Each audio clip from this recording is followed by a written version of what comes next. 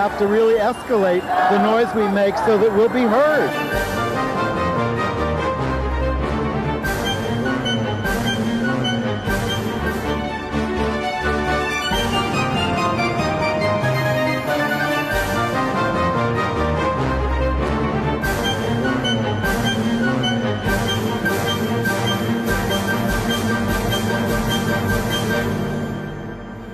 Welcome to Gay USA. I'm Andy Hum. And I'm Chris Cooper, sitting in for Ann Northrup. And we're taping on a very sad day, a very sad week, because we just learned before we taped, and we're taping on Tuesday evening this week, that Edie Windsor died. You knew Edie is the woman who won us the right to federal marriage rights, so we're certainly going to talk about her.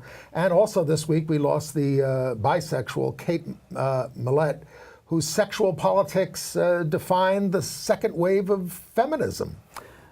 And then adding to the sadness, another punch from the Trump administration, who continues its onslaught against us. I'll have some choice words for gay Republicans who assured us that Trump was our friend during the campaign. But there is a bipartisan effort in the Senate to block Trump's ban on transgender service members. The out-gay mayor of Seattle, under fire for relationships with underage men in his past, has resigned. The Broadway composer Michael Friedman has died at 41 of AIDS-related complications. And a study out of Stanford says that there is a machine that can tell from photos whether or not you're gay, at least if you're white. We'll talk about that controversial study. The non-binding postal vote on same-sex marriage is underway in Australia, but we won't know the results until mid-November. Transgender activists disrupt the opening day of the U.S. Conference on AIDS, trying to get better health care and more attention to their issues. Republicans are mounting a last-ditch effort to gut the Affordable Care Act before a crucial deadline at the end of the month. And if there's any time, Andy and I will preview the fall season in theater, film, and TV, and tell you what to watch out for. Okay. Well, we start with Edie Windsor, and I just learned of this before we taped, and so I'm very sad because we worked closely with her, had her on the show. But there she is. That's the day. There she is with Kathy Marino Thomas, getting a kiss from Kathy. She's the one who brought suit when her marriage to Thea Spire was not recognized after Thea's death. So she had to pay all these taxes. So she said, exactly. Hey. So she brought a case that initially the gay establishment didn't embrace, but then it went all the way to the Supreme Court, and she won. And you can credit Edie Windsor for all the federal rights you have in marriage. It didn't win us all marriage rights. That was in the Obergefell decision when all the states had to do it. There's Edie with President Obama. Obama just put on Facebook that he said he spoke to her just a couple of days ago, and of course had the highest respect for her. I did not know Edie Windsor personally, but I idolized her for what she did. I saw her at all the events because she was always at all of them. She loved to go to the gay pride marches. She was always in the parade and the float, usually as Grand Marshal at the head of the parade. When I went down to D.C. this year, she was down there in that parade. And so it was just, I saw her at different functions and got close to her, and that was enough for me to get all excited because she was such a bundle of energy, very diminutive woman, but just exuberant and determined, and I would say almost a brassy blonde in a good way. Oh, yes. And determined that nothing would stop her from enjoying her life and getting the rights that she was entitled to. And we're going to show you a clip from the movie that was made about them years ago called Edie and Thea, her wife. Her first wife. A very long engagement. Yes, she's survived by her wife. Her current wife. Judith. Judith Case in Windsor. Yeah, they married in 2016. Edie got the name Windsor because she'd been married to a man for 5 minutes, but she wanted to let him have a happy life, and she let it go. And she was the long engagement with Thea was like 40 years. Thea proposed marriage 40 years before they were able to get married. And they didn't have engagement rings. Instead, she had like a diamond brooch she wore because wearing a ring back then was too risky that someone would catch on. She was a biggie at IBM, Edie. She was a very accomplished professional woman. But once Stonewall happened, they started to really come out and get involved in the movement. And they were at everything. They were real grassroots activists. If you get to see the whole film, Edie and Thea, Very Long Engagement, they went to everything. In order to get married, they took advantage of Brendan Fay's group called the Civil Marriage Trail, which brought people up to Canada when you couldn't get married in New York. You go up to Canada, you get married, which she did, while Thea was suffering from multiple sclerosis. Yes, very debilitating, and she died 2 years after that. So we're just to show you a little bit of Edie. We're very sad to see her go. A little bit from Edie and Thea, the documentary about them.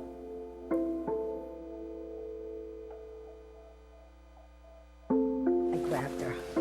She didn't just grab me, she grabbed her in between. I grabbed her head into my breast. Yes, that's right. And we made love all afternoon and went dancing at night. And that was the beginning. When was it? About 1962. I suddenly couldn't take it anymore, and I called an old friend of mine, a very good friend, and I said, if you know where the lesbians go, please take me. And somebody brought Thea over and introduced her, and we ended up dancing. And we immediately just fit. Our bodies fit. Well, I mean, we've had 42 years. Yeah. And then when I had this bad prognosis, that essentially it was so bad, let me say it, that I had about another year to live, and that was it. Having gotten the bad prognosis, she woke up the next morning and said to me, do you still want to get married? And I said, yes. She said, so do I. As the years go by, that feeling of attraction stays the same. Each one of us, in fact, looks different from how we looked when we met. But if I look at Edie now, she looks exactly the same to me. Exactly the same. And she'll say the same thing the other way. I, Thea Spire, I, Thea Spire, choose you, Edie Windsor, to be my lawful wedded spouse, for richer and for poorer, in sickness and in health, in sickness and in health, and until death do us part. until death do us part.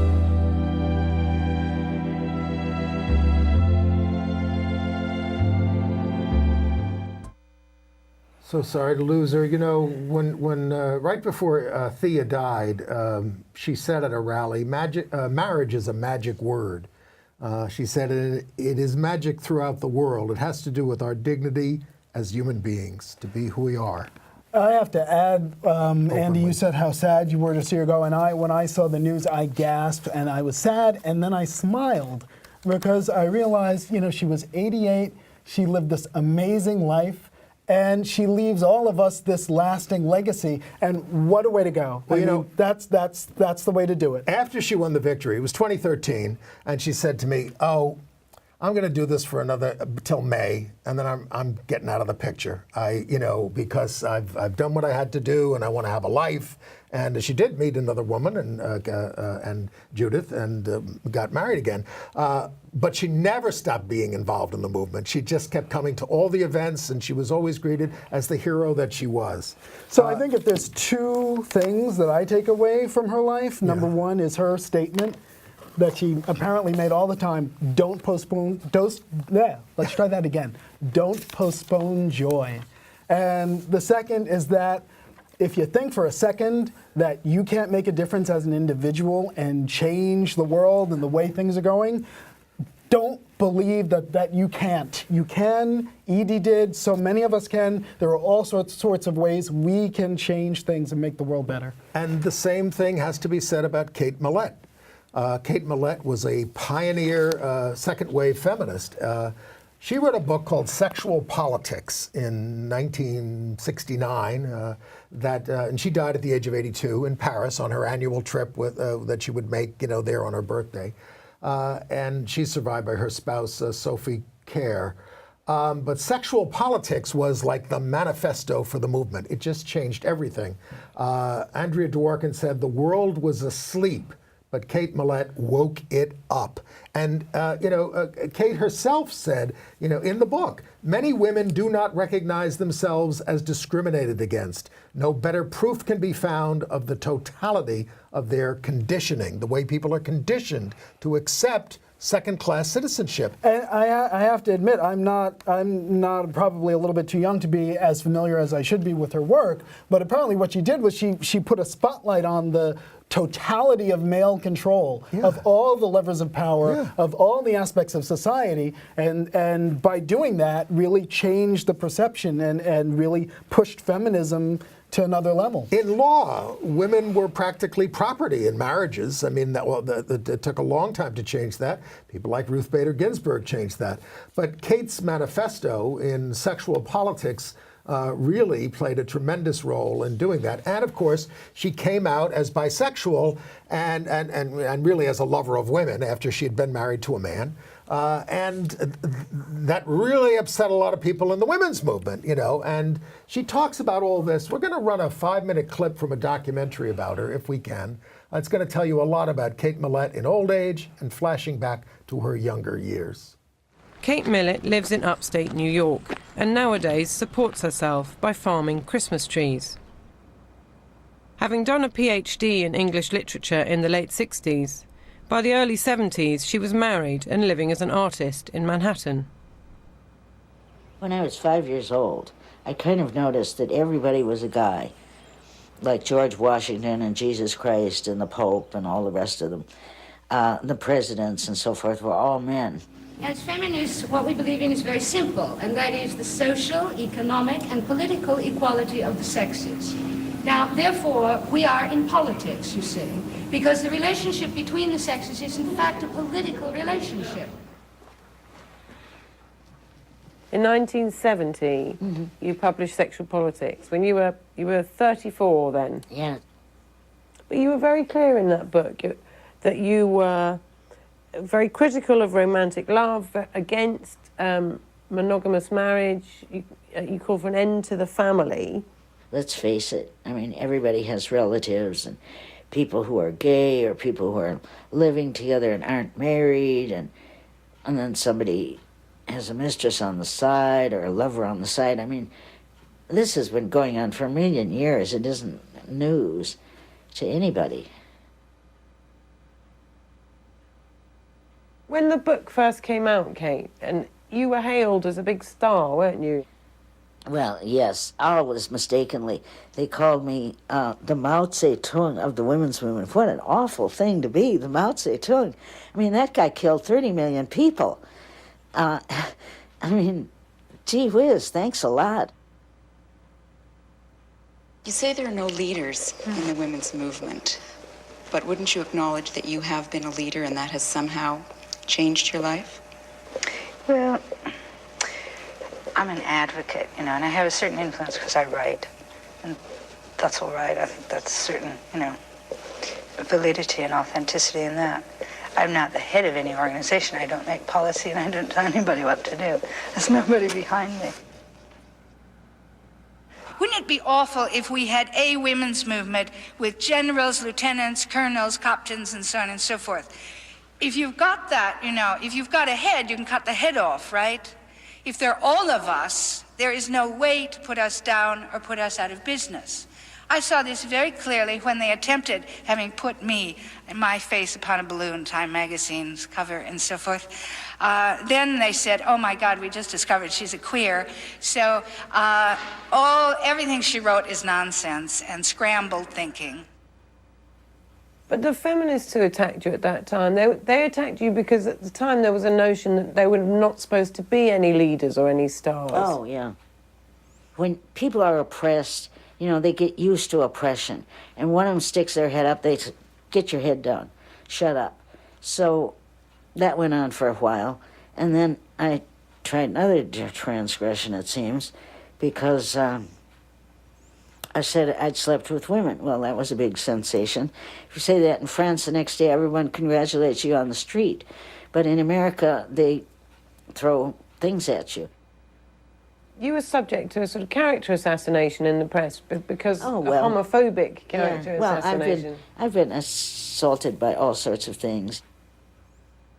How do you feel about having sexual relationships with men? Well, I was married to a man for 10 years and adored him. I mean today, now. No, I think it's women for me now, as a matter of fact.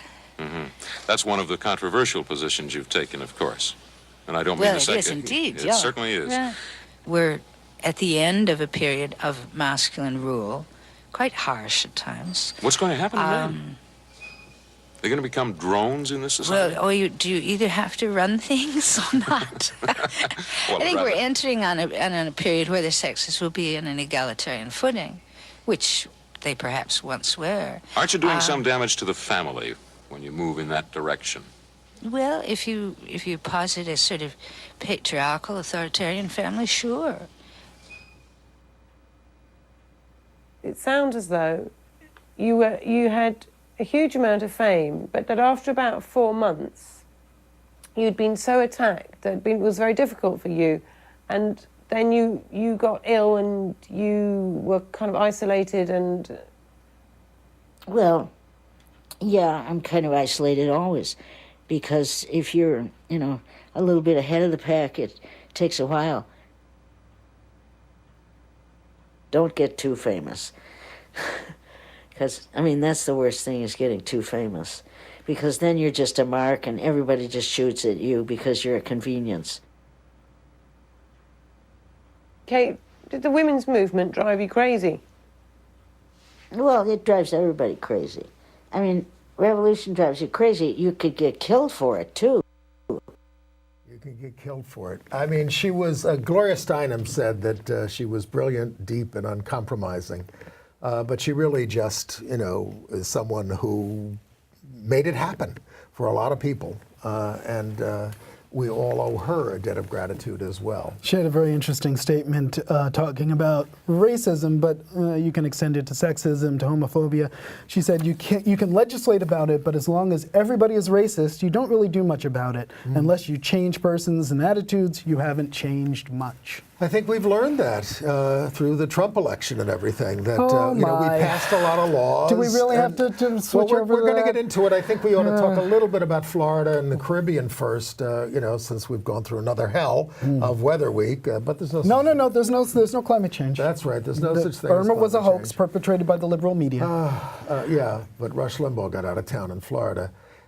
In the Caribbean, which was really the most devastated, there is specific disaster relief for the LGBT community that is being conducted by the Ruston Fund for Global Equality and the Caribbean Vulnerable Communities Coalition. And we will put this in our email that goes out every week. If you want to sign up for our email, go to our website at www.gayusatv.org, and you can sign up for weekly emails, and we give you links to things like this. When Irma slammed into Florida, it destroyed 25% of the homes estimated in the Keys, but actually managed to leave largely Key West, the popular gay vacation spot, untouched. Well, I've been there, and they really try to build hurricane-proof as much as possible homes. And that's the way they do it. But this was a devastating form. The LGBT community center in Cuba was destroyed. And then in Florida, in Orlando, the memorial around the Pulse nightclub was damaged. The fence, I've been down there. There were a whole bunch of volunteers who came out beforehand and shrouded the sign for the club in that canvas there, which you can see there. But the storm did blow down, didn't destroy the place. They're going to turn that site eventually into a museum and open the club elsewhere. That's their intention at this point. Okay. So, the news from Washington. As you all know by now, Attorney General Jeff Sessions announced that the Justice Department is weighing in on the side of the Colorado baker who refused to bake a cake for a gay couple's wedding. So basically, our federal government is saying that there is a license to discriminate against gay people if you have sincerely held religious beliefs. Well, of course, the big argument they're trying to move away a bit, because the guy did make religious arguments in his case, the guy who owns the Masterpiece Bake Shop out there in Colorado, isn't it, right? they're trying to move away from that a little bit and say this is about expressive, compelling expression. Oh, they're trying to shift the terms of debate to freedom of expression and artistic value. And our friend Art Leonard, the lawyer, the legal eagle, who we've had on the show many times, the gay legal eagle, says he's a little concerned about this because it's, they're just going after this whole business of compelling speech. Okay, but. And I respect Art, and I think he's a smart guy, and I think he probably has a lot of merit on this. But you got to come back to the whole idea of let's substitute in interracial marriage for this. And will the justices, when they do that, feel comfortable giving basically the right to those with, the people with artistic expression saying, I don't want to use it for a wedding cake if it's going to be used in interracial marriage? Will they be comfortable giving that green light? You could reduce any service to expressive conduct. When my waiter comes over to the table, he's very friendly, he wants to make us all happy. Suppose he doesn't like gay couples or interracial couples or black people. He could claim that it's a performance, he could say, hey, I don't know, I mean, I'm not just putting plates and food on the table, I'm engaging in expressive conduct, and I don't want to serve these people. So I'm serious about this. If we lose this case, it will undermine all civil rights laws. I hope that the Supreme Court, as currently constituted, nobody dies, recognizes that. I hope that Anthony Kennedy will go along with us. Well, correct me if I'm wrong, but I think one of the points that those representing the state of Colorado are making is that there was no discussion about what the cake would actually look like or say. And therefore, how can you claim that this violated your artistic expression if there was no discussion whatsoever of what artistry you were supposed to perform on this cake? I mean, I honestly think you could argue, if you are being asked to write a particular message on a cake, like, Hitler was great, or, a swastika or something like that. But if it's just a wedding cake, that you're working on a design for, but the argument of the baker is, I'm being forced to participate in this thing that I consider sinful, and you can't make me do that. Well, the news here this week, because this case has been winding its way towards the Supreme Court for a while, it's in the Supreme Court, is that our federal government is now weighing down on the side of our opponents, and that's because we have a President Trump. Yes. So every Republican who was flapping his gums during the campaign saying, oh, Trump loves the gays, he won't hurt us, this is the result of having a Republican president, and in particular a President Trump and a Vice President Pence calling the shots and putting people like Jeff Sessions in charge of the Justice Department. Yes, I mean, and there are limits to the First Amendment. A guy who runs a restaurant can't put up an expressive sign that says, no blacks allowed, no Irish allowed, no whatever allowed. You can't do that. You're running a public business. You have to, you can't do things like that because that's what the anti-discrimination laws say. And 80, I think it's how many House members signed on to it? 86 members of the House of Representatives, all Senate. Republicans, have signed on on the same side as the Justice Department in favor of the Colorado baker, the Masterpiece Cake Shop. And again, their argument is the government is prohibited from requiring individuals to make a particular statement with which they disagree. So just taking some stock here, since taking office, President Trump has moved to kick transgender people out of the military. He's done the Department of Justice now coming on against us in this case. He's caused the Department of Education to rescind its accommodations for transgender students. These are just a few of the things that have happened. And the way to understand this, because, we've all seen Trump flounder in office, and he's been unable to get anything through Congress and get anything done that way. But where he is doing damage is not legislatively, but through the bureaucracy of the executive branch, who is having tremendous success dismantling things that Obama put in place, and in fact installing these religionists who are going to oppress us through the bureaucracy. And the other way he's managing to really set things back is through appointments to the courts. And that's what's happening down in Texas, where Trump has nominated Jeff Mateer and Matthew Kaczmarek I'm sure I mangled that pronunciation, but they're involved with the First Liberty Institute, which is a Christian legal organization, advocacy organization that has fought against us on every issue you can imagine, from bathrooms. So he wants to them on the non-discrimination. federal bench for life. He has a point. He wants them on the federal bench in Texas. And this is the other way that he's going to clobber us, is through federal appointments. God help us if he gets another Supreme Court appointment. The headline on the story said that Trump is turning the courts into a place where civil rights go to die. Mm-hmm. If we don't have the protection of the courts, even if we pass good laws, good protection laws, or a federal gay rights law, the Supreme Court, if it becomes very right-wing, and the federal courts, they can say, oh, no, you can't do this. You have to respect people's religious sensibilities and all this other kind of stuff. Well, speaking of civil rights dying, is it time to talk about the Eric Diebold? We can. Yes, that's the other one. Eric, we told you about Eric, what is his name? Eric Diebold, I believe. Diebold. He was at the EEOC under George W. Bush. And he had he's been nominated to head the Civil Rights Division of the Department of Justice. And yet, he is someone who fought against the Lilly Ledbetter Act, fair pay for women. He testified against it when they tried to codify it as law. And he said, you are going to create ruinous liability. You are not going to advance the public interest. So at his hearing, they said, we passed the law. Did any of that stuff happen? He said, no. He had to admit nothing. Then he tried to say, oh, but I defended a deaf guy who was a dishwasher at the EEOC. All right, good. Glad that you did that. He was trying to hold himself up. So Sheldon Whitehouse, the senator from Rhode Island, said, what if he were a gay guy? Would you have defended him? And he avoided answering the question, because they don't want to say that we're protected by the laws. So this guy's a disaster.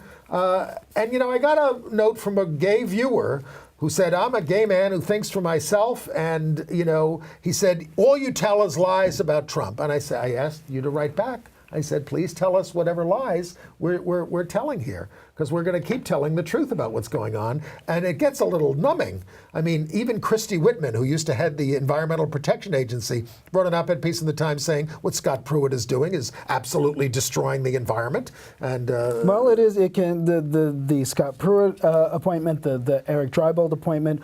All of it continues the pattern of putting foxes in charge of the henhouse. Undermining the Dodd-Frank protections, which were weak to begin with, of our financial system, which were instituted after the financial meltdown of 2008, which was a disaster for the world economy.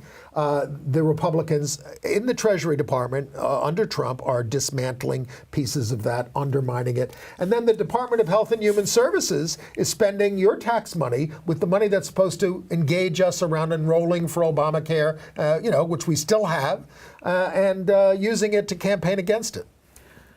If you take one thing away from the show, it's that the spirit of Edie Windsor and Kate Millett is desperately needed. Keep it alive and use it. Use it to channel your anger and get things done. You can make a difference even in the face of all this kind of onslaught. And Lambda Legal is trying to, get the Supreme Court to hear the case of Jamaica Evans, which is an employment discrimination case. We mentioned that last week, and now they're actually pushing for the Supreme Court to take it. They've made their move. Because they want a nationwide ruling that affirms that sexual orientation discrimination violates Title IX of the Civil Rights Act, which protects against sex discrimination. Then actually, I think it might be Title 7. 7, you're right. Title 7. Title 9 is in another right. case. Title 7 Thank is you the for Civil Rights catching that, Chris. Oh, there you go. It takes two. Okay. Anyway, moving on from that. Senators Gillibrand and Collins are... we should say slowly. Senator Kirsten Gillibrand, Democrat from New York, and Senator Susan Collins, Republican of Maine. I'll get to that. Okay. They are actually fighting to attach an amendment to the National Defense Authorization Act that will block Trump's attempt to kick transgender people out of the military. Yeah. Now, it's great that Susan Collins of Maine, she's frequently on our side on issues, does these things, but the thing you always have to remind yourself is that when you're talking about legislatures, party affiliation matters. So you can have a good person Republican on our issues, but the fact that their label is Republican empowers the people who want to put us down by putting people like Mitch McConnell and Paul Ryan in charge of the legislature, So you where wanted to they leave set the agenda. You wanted to leave the party. Or replace her with a Democrat who's just as good. But the point is, you can't just say, "Oh, well, this one likes us, so even though they're Republican, I'm going to pull the lever for them." Not when it's a legislature, because it makes a difference. Party affiliation matters in legislatures, and we've got to remember that. If we're going to play politics smarter, we've got to start paying attention. She is to that. one of 3 Republicans with Lisa Murkowski and John McCain who helped preserve the Affordable Care Act for the moment, because that's also up for grabs. We'll talk about that in AIDS News. But I wish the 3 of them or more of them would vote against some of these horrible judges who are going to make things miserable for us, well, for the rest of my life anyway. And then there's, this week, the Education Secretary, Betsy DeVos, who is an awful person, but she's rolling back the protections of the Obama administration for sexual assault victims in colleges. This is Title IX. Yes. Title IX guidance was used to do this. So the gay groups are certainly up in arms, especially as it affects transgender people and gay people in this area using Title IX. But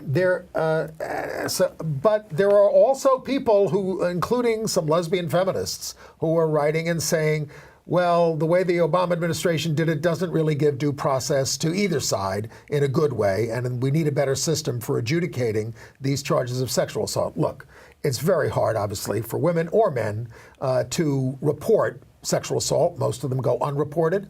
It's a crime that doesn't get reported or solved, and if you do come forward and do it, you're going to go through the ringer. It's a horrible thing. I may not know enough about this, but my gut reaction when I heard this was appalled, because from what I've read, women on campus who are sexually assaulted or raped do not have a lot of recourse. They get steamrolled, especially if it's like, and often it is, some star athlete in the program at the school and very important to their football program or whatever, and they don't get due process. And so I was really offended, particularly when Betsy DeVos said, "Oh, well, under the previous administration, Title IX had been weaponized." And I just found the usage of that terminology offensive, and I thought the idea of taking away tools to try to protect women on campus when there is such a rape culture problem on campus was a mistake. But I guess everybody needs due process, though, and we always care about justice and fairness for everyone. So we need a better system, and I hope that all of us can work together to find one. All right.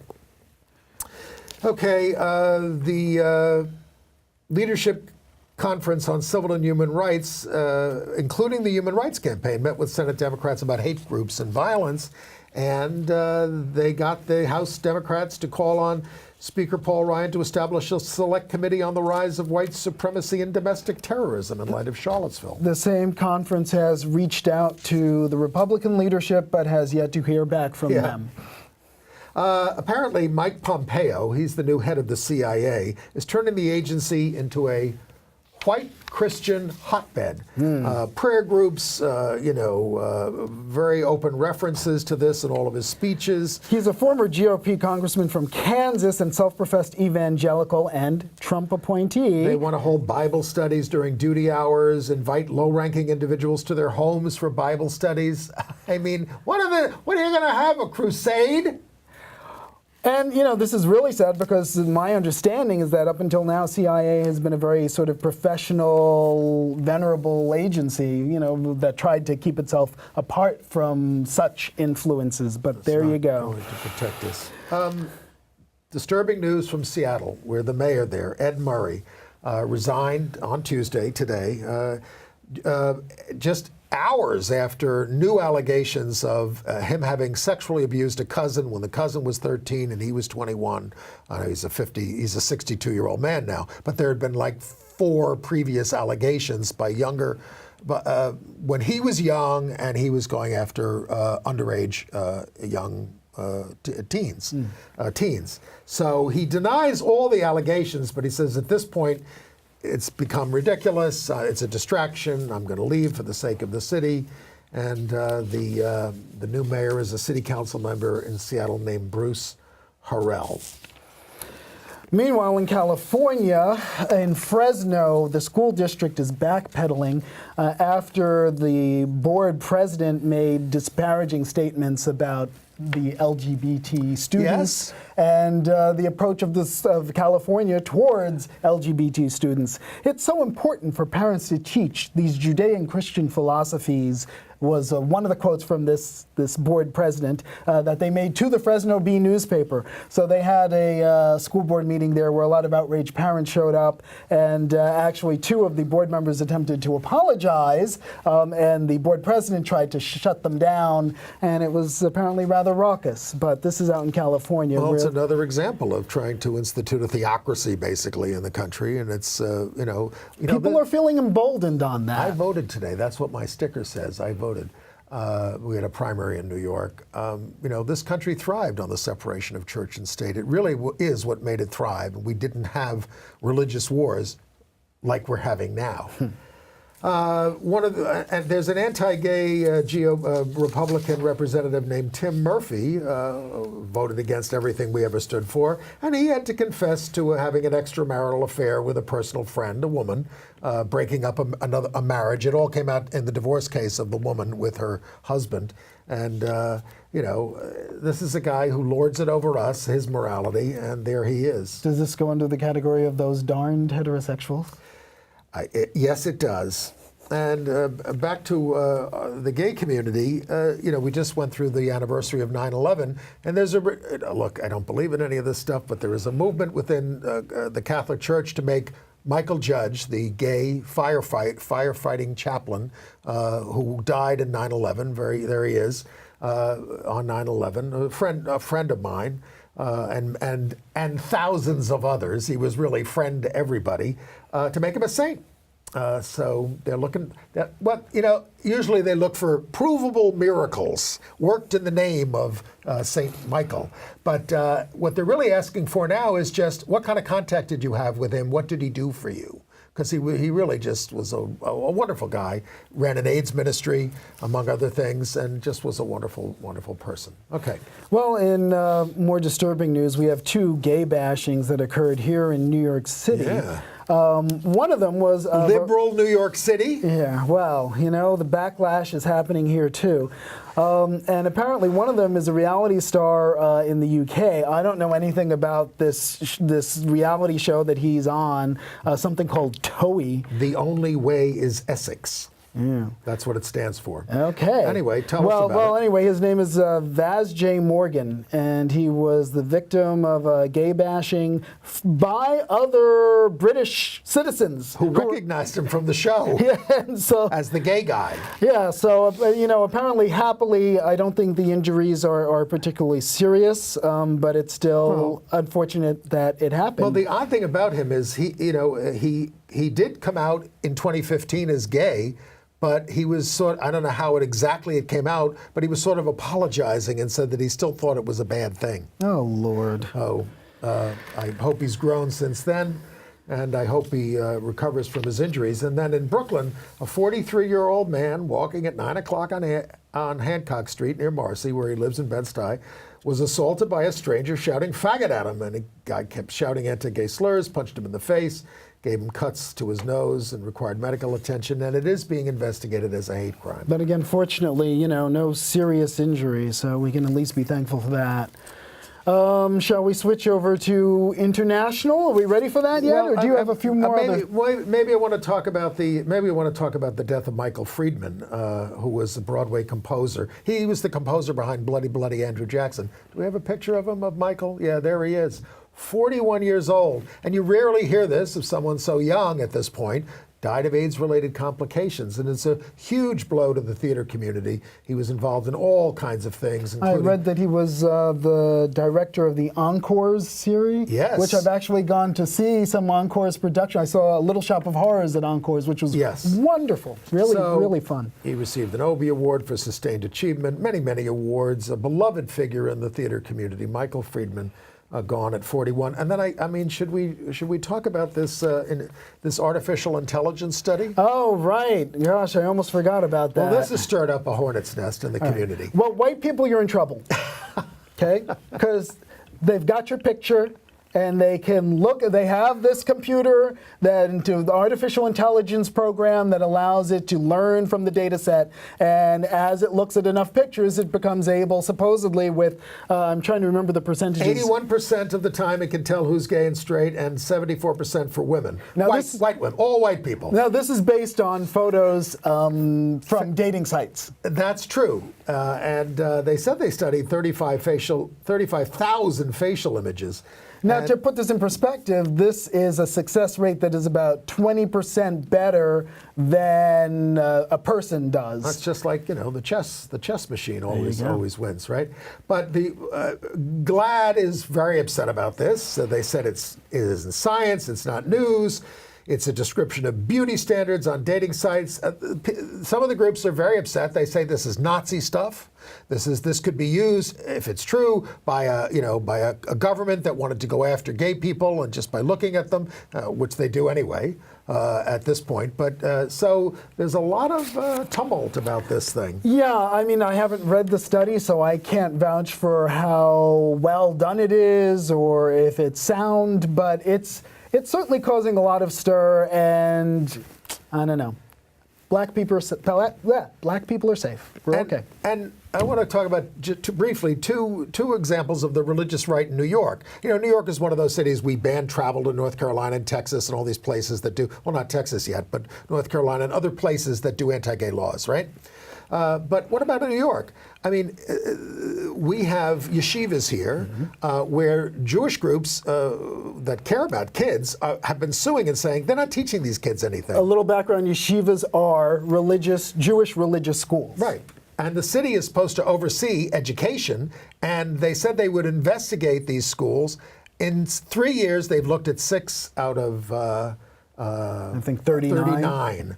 And you know, the mayor is afraid of them. And so because they're a voting bloc. They not only only looked at 6 of them, but they didn't even do surprise visits. They let them know in advance that they were coming. Right. And you're right. It is because the Orthodox community votes as a bloc, which is very powerful. There is a mayoral election coming up, so Bill de Blasio, our mayor, doesn't want to rile them up. So.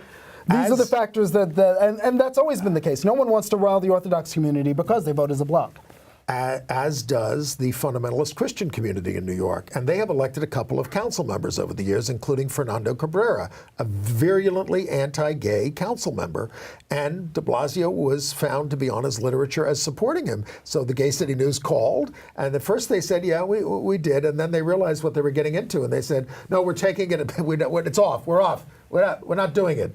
But come on, you know, we don't want to support these people, and yet, you know, all right, let's go to international news. The point is vigilance. Yes. Okay, so Australia is the big lead on international news because the word came down that the referendum, the mail-in, non-binding referendum, postal vote. Exactly, had been cleared by their Supreme Court to move forward. So as soon as that happened, the ballots started going out. We're taping on Tuesday. The ballots started going out today, or probably in Australian time, yesterday. And once it got the okay, the gay groups had to move into high gear because we have nothing but things to lose with this. Well, yeah, I mean, it's a disgrace that this thing is happening. Our rights should never be voted on, and they don't have to be voted. In Ireland, they had to have a referendum because you can't change the Constitution without a referendum, and they did, and we won, and that was great. But this is a non-binding vote, so the Parliament's going to do what it wants to do anyway, no matter what the vote is. Now, the Prime Minister is a conservative. He says he's voting yes on the referendum, as is the leader of the opposition. But he's the very same person who is insisting on this referendum instead of just having Parliament decide. And as I understand it, one of the reasons is because he's in coalition with the Conservative group. Thousands of people have been rallying all over the country for this. I imagine the opposition is going to get in gear too and do some rallies. The polling, it's as high as 70% in favor, but then they say it's slipping to under 60%. And we've seen this here in the States. We're not sure who's going to vote. We've seen this in the States with when the states were voting on same-sex marriage, and the polls said one thing, and then the actual voting occurs, and the results were surprisingly different. So there's going to be a lot, I think, of whiplash and seesawing here. And we're not going to know the result until November 15th. Or in the United States, November 14th, right? I mean, we'll know before. And it's funny, I was chatting with a friend of mine in Sydney, and he pointed out that in 2004, the then Prime Minister, John Howard, changed the Marriage Act to say that it was between a man and a woman through Parliament. But now the government is saying, oh, no, we can't change anything through Parliament. We have to have a referendum. So, it's a little bit of That's not true. I mean, they're just shirking their responsibilities. Exactly. They should have voted. Why are you putting us through this? Do you hate us that much? Really? All right. Hate crimes against LGBTQ people in the United Kingdom are on the rise. Well, a lot of that's been happening since Brexit.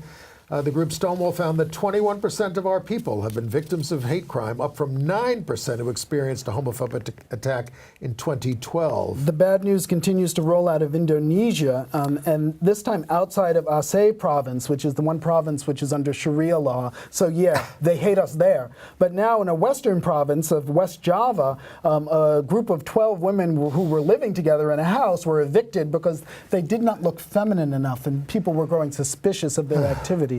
So they were evicted summarily. And they didn't use artificial intelligence to figure it out.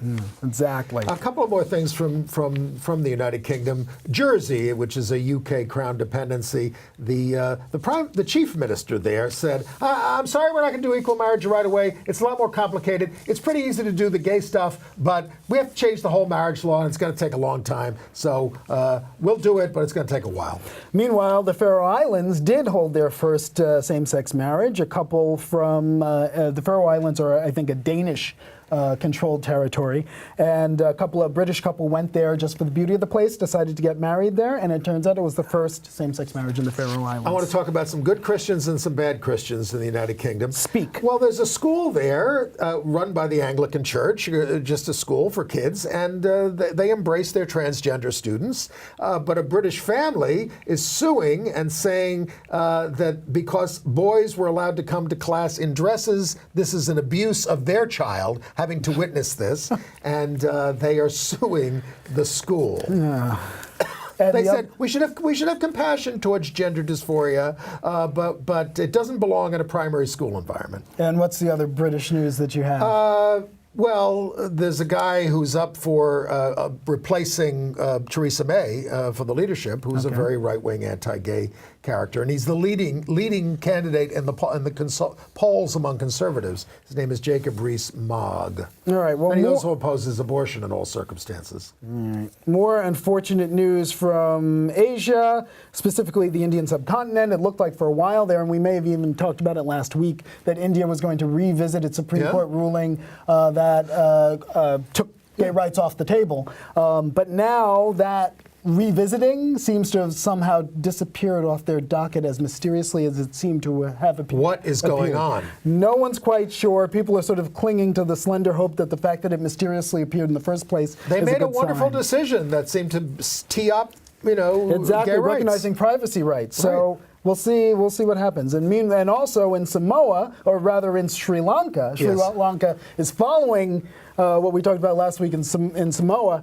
They won't be legalizing same-sex marriage, or for that matter, abortion, anytime soon. So says their prime minister and their minister for tourism and Christian affairs. But thank you to Canada, because they've granted asylum to 31 gay and bisexual Chechens. Our country's not doing this, but they've done that. Well, while you're talking about Chechens, supposedly our Secretary of State, Rex Tillerson from Exxon, wrote to the Russian foreign minister finally, chiding him or complaining about the treatment of gay Chechens. So supposedly after a lot of pressure, some action has been taken. But no, our borders are not open to Chechen refugees like they are in Canada. And the California legislature condemned the violence there. The Irish Prime Minister, Leo Varadkar, who's an out gay man, was asked by Maureen Dowd, and she wrote a column about him in the New York Times, are you going to go to Mike Pence's St. Patrick's Day party, and when you go there in March, he said, yeah. He said, you're going to bring up anything about the gays? He's not very nice to the gays. And he said he will go and he will bring that up. I will. Good for him. We eagerly await. Maybe we'll have you on the show and you can tell us about it afterwards. Meanwhile, in Chile, a gender identity bill has cleared their Senate and has started its way through the Chamber of Deputies there. And the guy who was appointed as the UN's first ever LGBT and intersex rights watchdog, he resigned. Why? Health issues. But it sounds like an illness in the family that he has to take care of. Well, in Nigeria, there's been mass arrests of gay men, and we put that in quotes because a lot of times these men are accused of being gay simply for political expediency. The men were arrested by the Hizbah Corps, an Islamic security force that enforces Sharia law. And the thing you have to understand about Nigeria is that it's kind of bifurcated. The north is sort of under Sharia law and is largely Islamic, and the south is mostly Christian. But anyway, you slice it. That's the opposite here. Well, very good. No, but anyway you slice it, homosexuality is not particularly popular in Nigeria. Nay. All right, AIDS news? Sure. Well, the U.S. Conference on AIDS got underway, and the big first plenary session was disrupted by transgender activists. And basically what they're saying is, the whole public health system ignores us, erases us. Certainly the people in the room were sympathetic to they went on for 17 minutes. Right, they invited them up onto the stage. They did. Yeah. And so they made their case. New Jersey Governor Chris Christie said that the 60,000 people who've died in the opioid crisis is much greater than the AIDS epidemic in terms of numbers. He said this on the radio. And there is this whole new business of trying to repeal the ACA before the end of the month using a reconciliation as opposed to having a bill. And I'm worried about it. I'm worried what they're going to take out of it. This is being spearheaded by rumored closet case Lindsey Graham of South Carolina. And Bill Cassidy of Louisiana. Okay. And the AIDS profiteer Martin Shkreli is being investigated. He's on bail. This is the pharma bro, quote unquote. Yes. But he threatened Hillary Clinton by saying, I want my followers to go get a locket of her hair. And he's under investigation. He may be put into prison for having violated the terms of his, not parole, but of his bail while he's out on appeal. That guy is professionally appalling. But entertainment news? Entertainment news. Beach Rats. I saw Beach Rats. We were talking about it last week and the controversy surrounding it. It's a good film. Okay. Very artsy. I like a film with maybe a little bit more plot impetus, but it's absorbing. What's it about? It's about these four, or principally one guy, amongst a group of four friends. South Brooklyn. And they hang out in Coney Island a lot, and they're young guys, unemployed, hanging out a lot, doing drugs, whatever, and pickpocketing and little petty thievery things to get by. But one of them secretly is gay and is starting to explore that online. A really good-looking kid too. They cast him with an English kid, by the way. Is he English? Yes. People don't. You can't even tell from the accent. That drives me nuts. I can't stand that. Taking our roles. Yeah, well, I'm serious. I mean, is there a shortage of American actors in the world that we have to constantly give our roles to the Brits? All right. Anyway, all right. Okay, I'll calm down. Anyway, but what really surprised me was why doesn't the writer-director just fess up to using the actual events as an inspiration? She ripped it from the headlines of the Michael Sandy murder, but she doesn't deal with it as a murder of this African-American gay guy who was killed by these guys. And I have to say that I was somewhat disturbed by the fact that they whitewash it. The victim is not African-American in the film. He's white. So, why make that choice? Why? And the weird thing is that she just won't acknowledge that she was totally influenced. That's the main thing. She shot it in some of the places where the actual incident happened. Yeah. So, good film, but still surrounded by that controversy. Okay. And the other controversy, there's a new movie coming out called Call Me by Your Name, based on a very popular novel. And this movie's already gotten great reviews, starring Armie Hammer. It'll be coming out in November, I believe. Armie Hammer plays a guy assisting this kid, as Armie Hammer on the right, assisting this kid's father in Italy on a project, and there's a romance thing here. Now, apparently, the kid is 17, and Armie is supposed to be somebody who's 24. So James Woods, very famous for playing Roy Cohn and a right-wing, Hollywood right-winger, tweets that What did he say? He retweeted a conservative's outrage at this relationship, which alluded to NAMBLA. This is quietly chipping away at the last barriers of decency, and he put named NAMBLA, the National, what is it? The North American Man-Boy Love Association. So James Woods retweets this. A little background on James Woods. He dated someone named Ashley Madison. I thought that was just a website. But he dated someone named Ashley Madison when he was 59 and she was 19. Which Armie Hammer pointed out in a tweet, slam dunking him on that, for God's sakes. And then he went on when he was 66, he dated someone, Kristen Bogus, who was 20. Yes. So, and Amber Tamblyn tweeted that James Woods tried to pick me and my friend up at a restaurant when we were 16 in Las Vegas. So what the hell are you doing, James? And the other thing is, look, I mean that would be, he denies this, but I mean, when you're 60 and you're dating 19-year-olds, what are you picking on this thing? And I don't think anybody should pick on age differences as long as the people are of age. I went through some crap when I was in my 30s and I dated some guys in their 20s, and people would insult me to my face about it. Really? Yes. I mean, people thought, they would make jokes about it. I said, this is a relationship I'm having. It's none of your goddamn business. But people feel free to do that. Yeah. Meanwhile, let's do a quick preview. Roundup, first of all, if you're going to be in New York, this is a good season to do it because you'll see lots of gay revivals. There is Nathan Lane. You talking about theater? Or yeah, well, theater first. We're going to do theater. All right, we're doing the fall preview season in our last 3 minutes. And we've got 2 minutes. Okay. All right, so Nathan Lane and Andrew Garfield are going to star in a revival production of Tony Kushner's multi-award-winning landmark gay play Angels in America. Yeah, and that is going to be at the Neil Simon, and that's going to be a hot ticket. It was a total hit in London. There are also revivals of The Boys in the Band coming, and the Boys in the Band. Torch Song Trilogy. Yep. Sorry. Torch Song Trilogy with Michael Urie.